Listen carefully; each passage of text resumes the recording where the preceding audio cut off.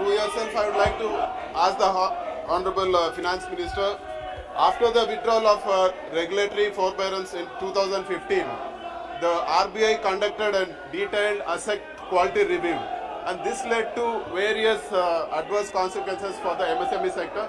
So I would like to know through yourself, sir, when the government is planning to conduct asset quality review again, and what steps they are taking so that the MSME sector is not affected in the future. Thank you.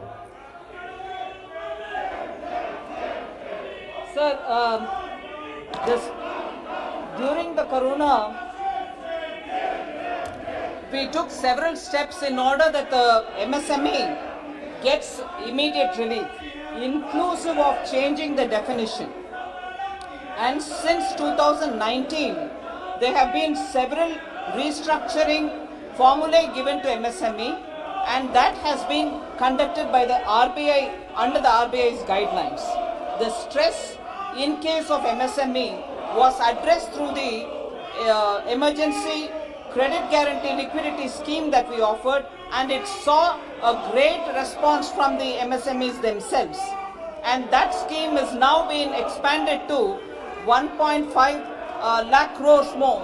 Therefore, what was 3 lakh up to 3 lakh crores given as a security, a guaranteed loan, now has been expanded by another 1.5 lakh crores. So up to 4.5 lakh crores guarantee is being given without security to give further liquidity through term loan or through working capital for the MSMEs.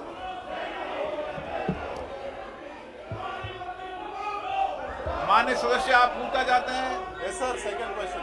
Ji Sir, through yourself, I would like to know from the Honorable Minister that for issues where payments are pending from the government, be it the central government or the state government, the MSME or the small people who are doing the government works are asked to pay the GST without actual realization of the money. So this is leading to a serious financial crunch for the companies, and their inability to pay when the payment is pending from the government, and their inability to pay the GST is leading to a lot of penalties and cases.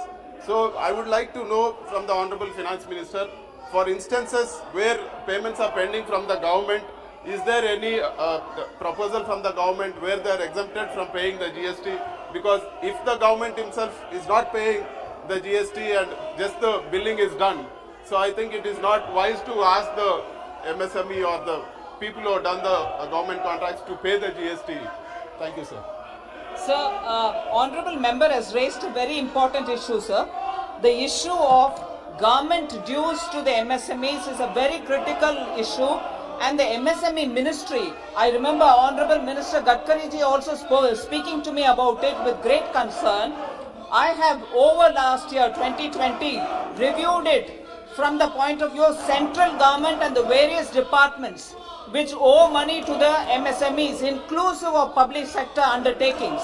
We have made sure that the standard as per rule 45-day be not crossed and all dues be paid from the government side for the MSMEs. More importantly, the TREDS platform, where these MSMEs payments can be discounted if they are on the platform, is very actively encouraged by us.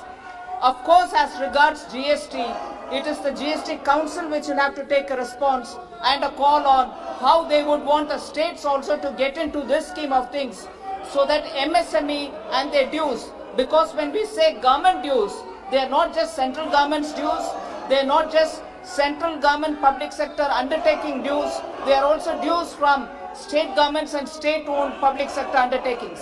So as far as the central government, we have taken this position that any pending payment will have to be given within 45 days, and I am personally monitoring it.